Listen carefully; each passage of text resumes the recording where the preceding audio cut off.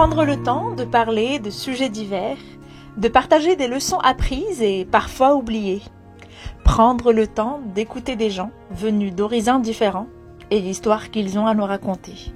Avec humour, sensibilité et juste ce qu'il faut de sérieux pour marquer ce moment d'inspiration qui nous vient d'ici et d'ailleurs.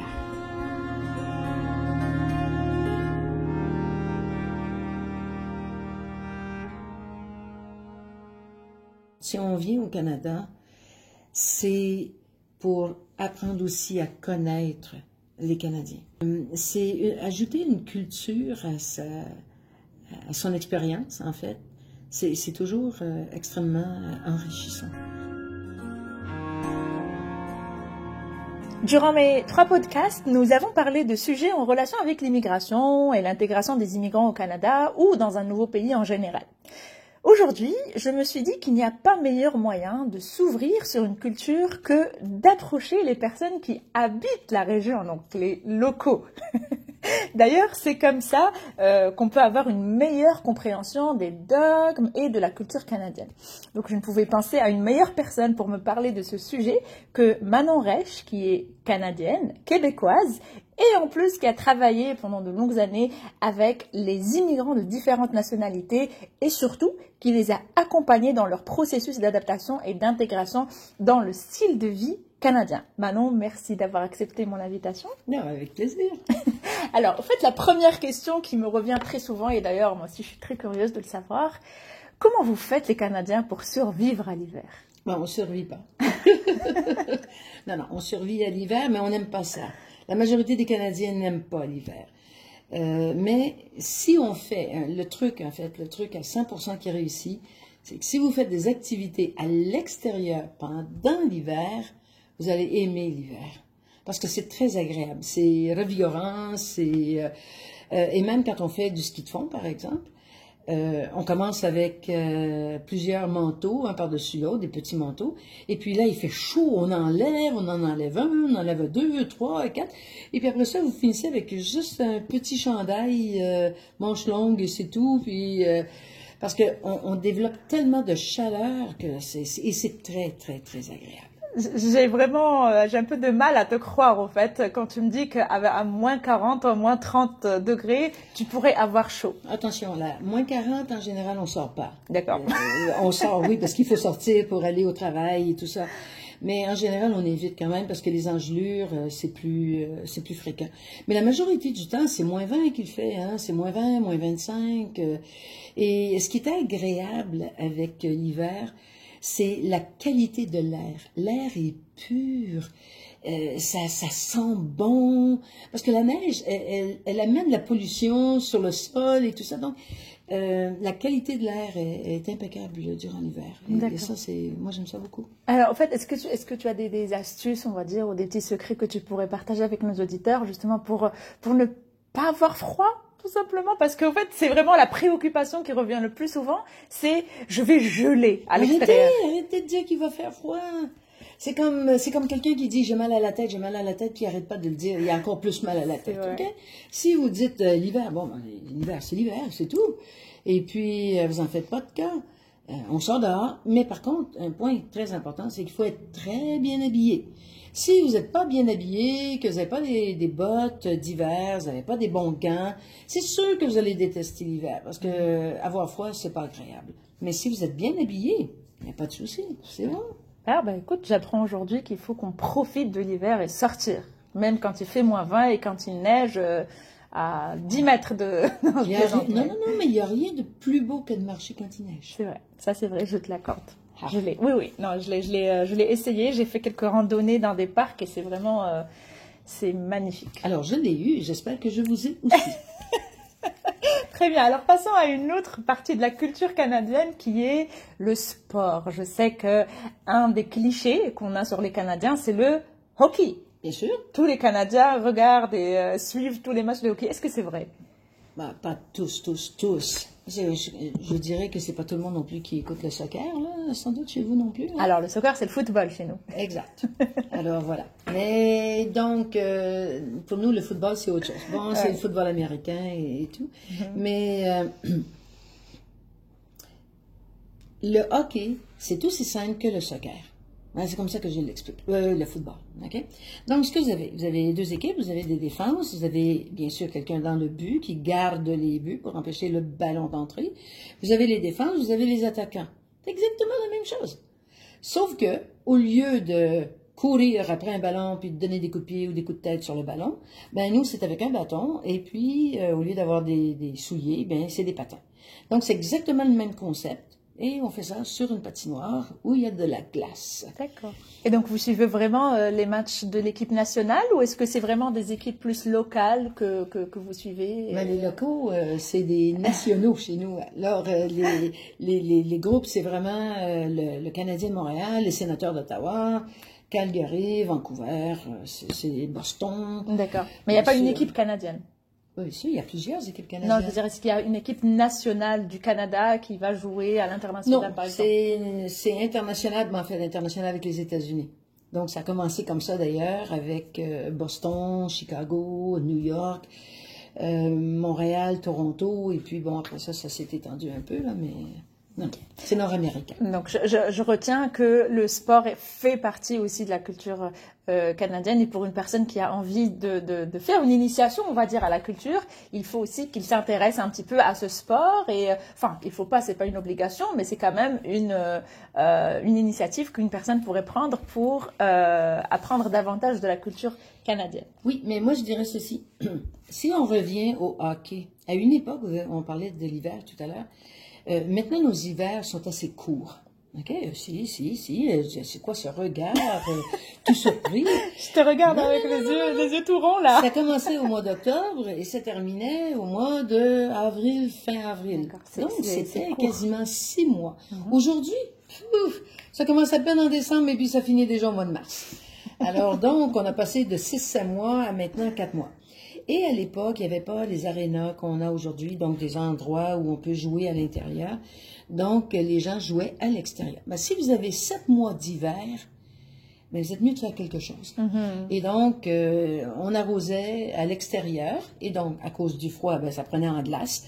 Et puis, les jeunes allaient patiner dehors, tout simplement. C'est comme ça que c'est devenu le sport national. D'accord, oui. Là, je comprends un petit peu l'origine de l'amour pour ce sport, on va dire. Et tu me donnes même envie de suivre un petit peu et de regarder un match aujourd'hui. Puisque tu dis que ça ressemble à celui du football. Donc, si vous regardez un match, il faut le faire avec un Canadien, si vous voulez. Moi, quand j'étais en France, à un moment donné, c'était la finale au football. Et puis, je me suis dit, bon, si je veux aimer ce jeu de football, parce que moi, je trouve que c'est lent, ça n'a pas de sens, ça court à droite, ça court à gauche, ça court. On finit avec un point. Ah, my. Bon, alors, je me suis dit, si je veux apprendre c'est quoi, il faut que j'aille avec des Français. Et donc, je suis allée dans un resto sportif, là, un bar sportif. Et j'ai regardé, et là, je criais en même temps qu'eux, etc. Donc, c'est comme ça, il faut le faire avec les gens de la culture, les locaux, vous dites. Très bien, alors justement, passons maintenant aux fêtes. Les fêtes en général, dans n'importe quelle culture, font partie intégrante de la culture en général. Les Canadiens, quelles sont les fêtes les plus importantes pour eux? Noël. Oui. Noël et le jour de l'an. D'accord, même le jour de l'an. Oh, si. Oh là là, le jour de l'an, c'est des grandes réunions de famille, Non, le Noël et le jour de l'an, c'est des grandes fêtes. Je dirais aussi peut-être l'Action de grâce. Le Thanksgiving? Oui, ce que vous appelez la Thanksgiving.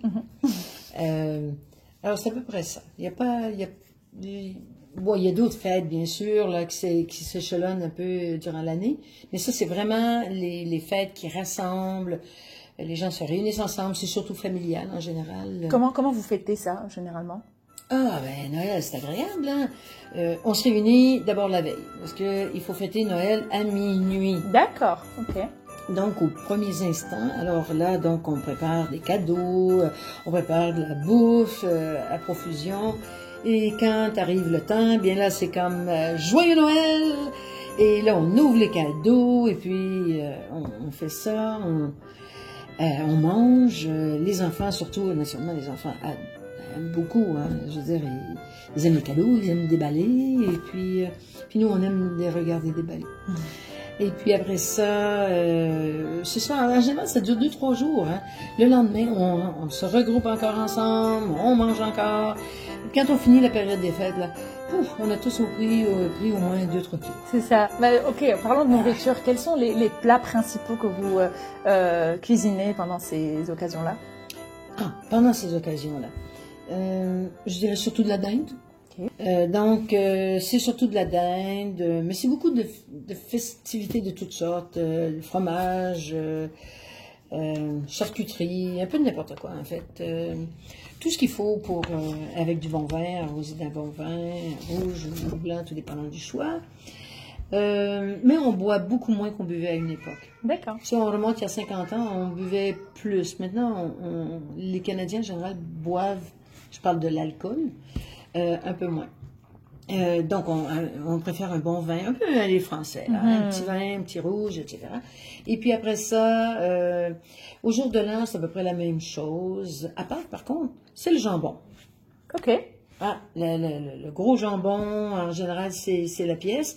Mais moi, j'ai ma belle-fille, puis quand elle va chez sa mère, elle fait du jambon. Fait que moi, je fais toujours autre chose, parce que pour éviter que sur le midi, ils mangent du jambon et que le soir, ils arrivent à la maison et qu'ils mangent encore du jambon. Alors, c'est plus bien fun. Est-ce qu'il y a des sucreries aussi qui se préparent, des gâteaux, des tartes? Généralement, c'est quelque chose avec lequel on finit les soirées, non?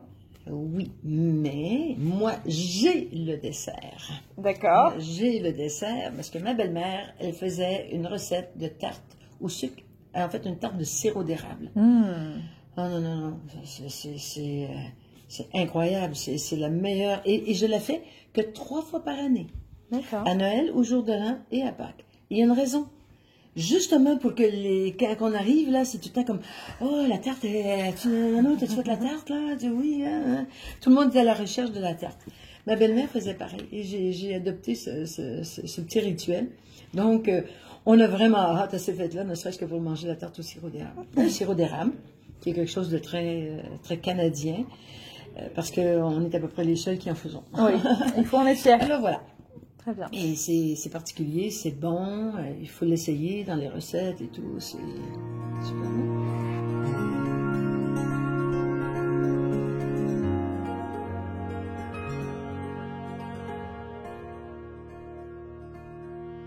Alors maintenant, passons à la deuxième partie de cette entrevue et je voudrais faire appel à ta deuxième casquette, Manon, qui est la formatrice. Donc Manon la formatrice et Manon l'accompagnatrice des nouveaux arrivants. Je sais que tu as fait beaucoup de formations avec les nouveaux arrivants sur comment s'intégrer au style de vie canadien et à la culture canadienne. Donc quelles sont les croyances, les valeurs, les caractéristiques, on va dire, d'une culture canadienne ou d'un Canadien. Donc, ma question serait, quelles sont selon toi les qualités dont devrait se munir un nouvel arrivant pour réussir son intégration au Canada? La curiosité, tout simplement. Quand on arrive à quelque part de différent, avec des comportements qui sont différents, des attitudes, il faut poser des questions, il faut être curieux, il faut aller vers les gens. Ça, c'est vraiment, c'est fondamental. Si vous avez ça, vous avez tout le reste. Parce que, en parlant avec les gens, ils vont vous annoncer plein de choses, ils vont vous dire des choses, ils vont vous montrer des choses, et puis vous allez devenir amis avec eux. Donc, c'est vraiment une façon de s'intégrer, tout ça. Parce que, pourquoi c'est si important de le faire avec des Canadiens? Quand moi j'étais en Afrique, parce que j'étais en Afrique, j'aurais eu l'occasion de vivre soit à l'hôtel, bon, ça ne m'intéressait pas beaucoup, mais j'ai eu beaucoup de coopérants canadiens qui m'ont invité à aller vivre chez eux, dans leur petite villa, machin, et tout.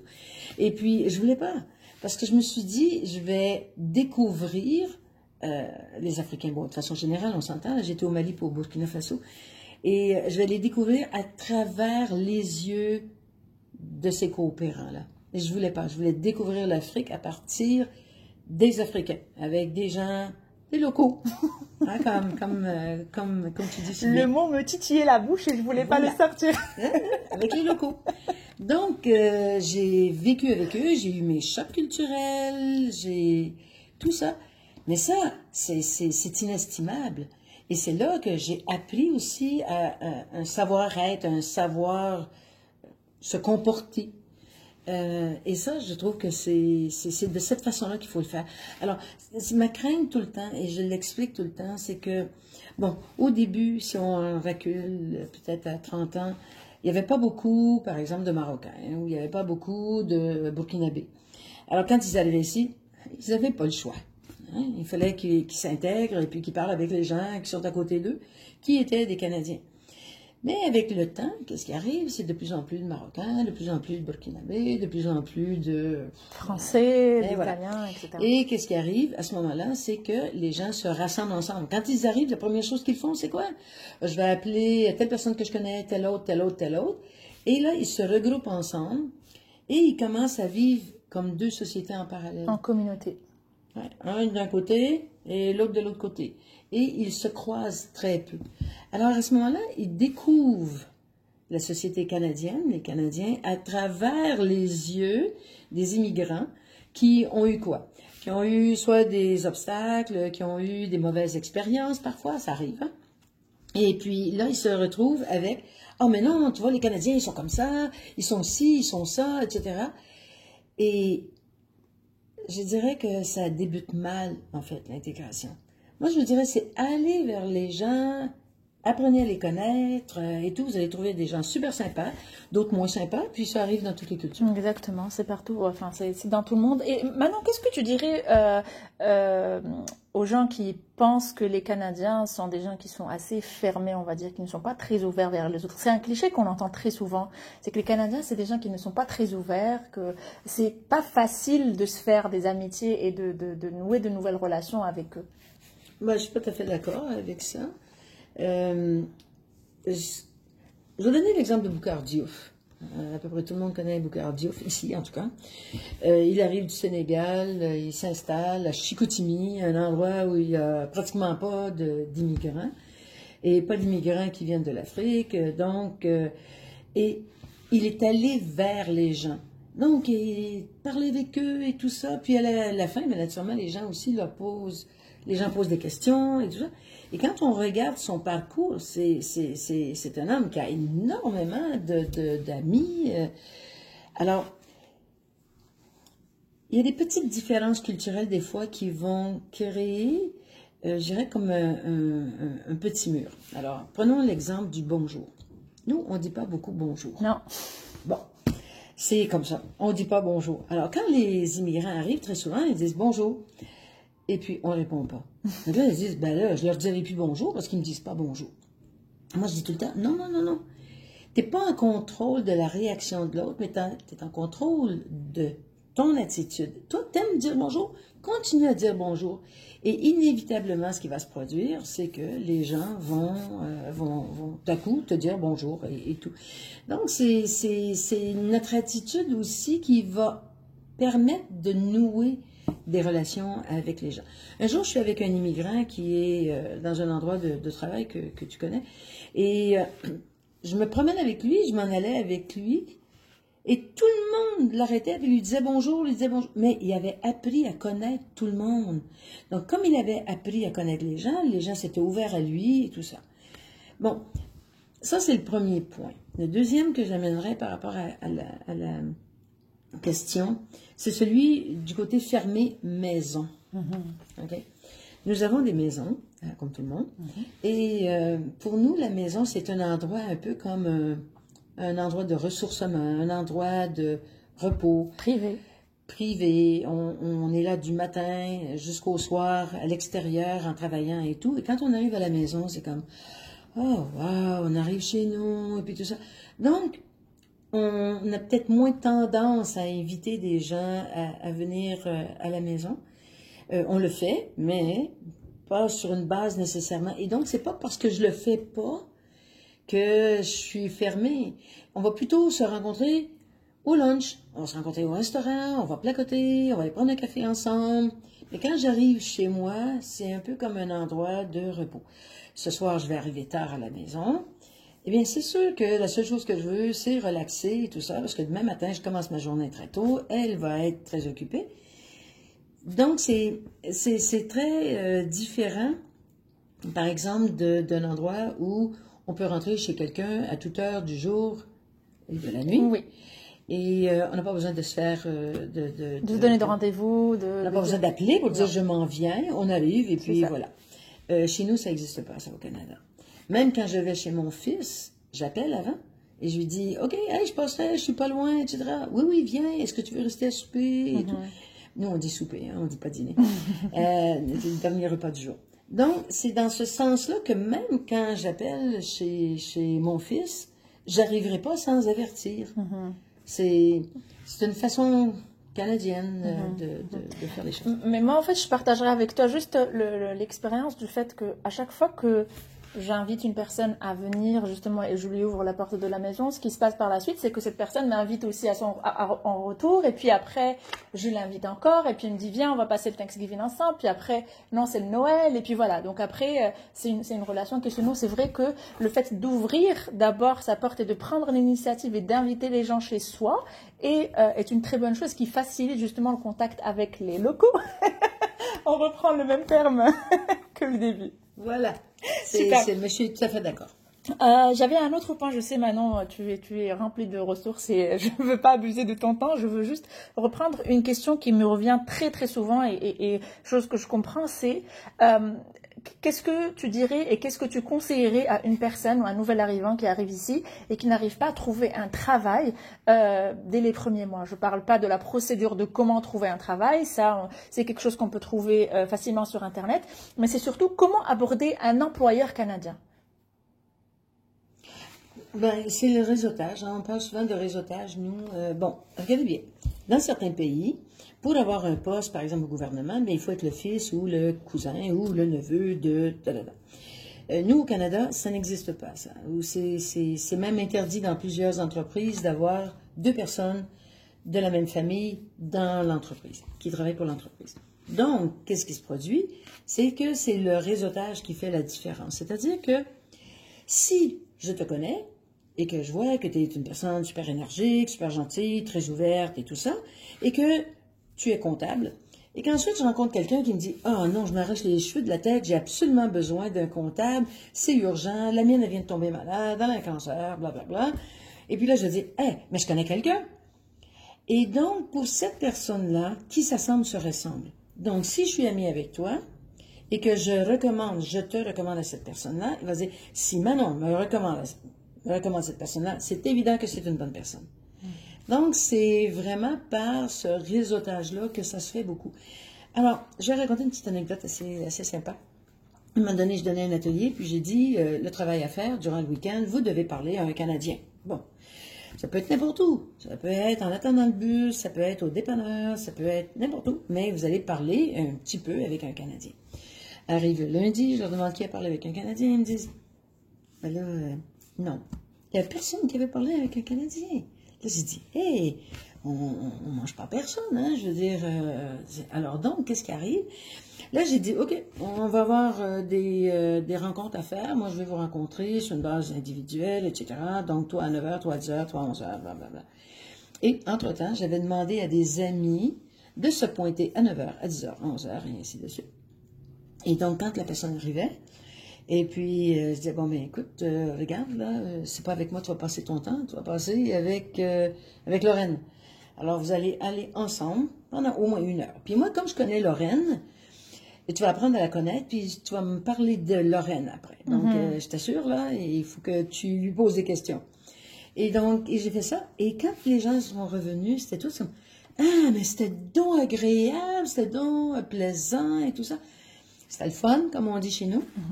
Et je me dis, et là, ils ont vu que c'était pas compliqué, et puis ils ont eu beaucoup de plaisir à le faire. C'est vraiment d'ouvrir, parce que présentement, il y a beaucoup d'employeurs qui cherchent. On est dans une période où beaucoup d'employeurs cherchent des employés. Il faut juste les trouver. Comment les trouver? C'est en parlant avec des Canadiens, parce que je dis souvent, si 80% des emplois sont détenus par des Canadiens, évidemment, vous êtes au Canada quand même, d'accord? Donc, à ce moment-là, ça veut dire quoi? Ça veut dire que si je ne connais pas de Canadiens, que je reste juste dans ma communauté, bien, je ne connais pas les Canadiens qui pourraient me donner de l'emploi. Donc, il faut que je sorte que je sorte ça veut pas dire de tourner le dos à sa communauté, là. Ce que Non, je veux, non, ça pas veut du dire, tout. c'est d'y aller, de revenir, d'y aller, de faire des allers-retours. Et d'avoir vraiment des connaissances dans les deux communautés. Est-ce que c'est facile d'aborder des employeurs maintenant? Tu dis que c'est un peu facile d'aller, par exemple, parler à une personne dans le bus ou chez le coiffeur ou au supermarché, mais qu'en est-il dans le cadre professionnel? Non, non, non, non. C'est pas ça c'est ma coiffeuse, OK? Son mari, il est directeur d'un centre de soins pour personnes âgées. Alors, si je suis assis sur la chaise de la coiffeuse et je dis, ah, justement, je cherche un emploi dans ce domaine-là, etc., etc., on me dit, ah, mais justement, Charles, il cherche quelqu'un. C'est pas nécessairement des fois bon, je parle peut-être pas nécessairement avec le vendeur au dépanneur, là, ou à l'épicerie, là. Mais le fait de parler avec des gens, il y a beaucoup d'activités. Puis une des façons de les trouver, c'est Eventbrite. Eventbrite, qui est un petit, tout gratuit. Vous allez sur l'Internet, vous regardez Eventbrite, puis vous regardez Ottawa, puis là, vous regardez toutes les activités qu'il y a à Ottawa. Il y a tellement d'activités gratuites de réseautage. Je me suis justement inscrite ce matin à une activité encore, des gens d'affaires, la Chambre de commerce. Mais la Chambre de commerce, c'est qui est là? Ben, c'est des entrepreneurs, c'est des employeurs, c'est ça. Alors, c'est gratuit. Hein? On y va. Et puis, au début, on est peut-être un peu gêné. Puis, on commence à parler avec des gens. On parle avec le voisin. Puis, et c'est comme ça que, tranquillement, parce qu'ils font ça tous les mois. Donc, tous les mois, quand vous voyez toujours la même personne, vous commencez à être amis. Et puis, c'est vraiment ça. C'est la façon. Très bien. Est-ce que il y aurait un point que nous n'avions pas évoqué pendant notre discussion et que tu voudrais ajouter justement pour clôturer cette conversation que je n'ai pas envie de finir? Si on vient au Canada, j'imagine que ce soit pour les raisons, que ce soit pour des raisons de guerre, que ce soit pour des raisons économiques, que ce soit des raisons de toutes sortes. Si on vient au Canada, c'est pour apprendre aussi à connaître les Canadiens. Si je vais vivre au Japon, je vais vouloir apprendre comment pensent les Japonais, comment ils sont. C'est ajouter une culture à son expérience, en fait. C'est toujours extrêmement enrichissant. Donc, je dirais, moi, c'est l'ouverture, la curiosité, et puis ne pas avoir peur de faire des gaffes. Nous, les Canadiens, on aime beaucoup l'humour. Une des façons de s'en sortir très souvent, c'est dans l'humour. Je me rappelle, il y a très, très longtemps, il y avait un garçon, c'était un Africain. Et puis, donc, il avait les cheveux crépus. Et c'était à l'époque aussi où les gens se laissaient pousser les cheveux, fait que ça faisait des grosses boules, là. Et puis, il y avait un peigne avec des grandes tiges, très rigides. Et puis, je lui demande, mais c'est quoi ça? Parce que ça m'intriguait. Là, sur le coup, je l'ai vu un peu sur la défensive. Mais c'est la première fois que je vois ça. Je dis, c'est quoi ça? Et puis là, il a commencé à me parler. Ben, c'est un peigne pour mes cheveux, blablabla. Je dis, où tu prends ça? Il dit, j'achète ça à New York. Ben, j'ai dit, justement, mon mari a les cheveux tellement crépus qu'il casse tous les peignes. J'ai dit, je pourrais-tu en acheter un et tu peux-tu? Et puis, écoute, on est devenus amis. Donc, il faut pas avoir peur, je pense, des rencontres. Il faut se faire confiance et faire confiance à l'autre. C'est tout. Faites confiance aux Canadiens. C'est ça. Et après, ça va... Aux locaux. Aux locaux.